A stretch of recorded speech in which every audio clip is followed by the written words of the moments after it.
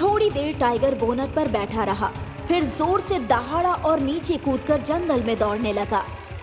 ओह God, बच गए। नहीं दोस्तों, वो हमें मारने या फिर नुकसान पहुंचाने नहीं आया था। वो हमें कुछ बताना चाहता है। हमें उसके पीछे जाना चाहिए।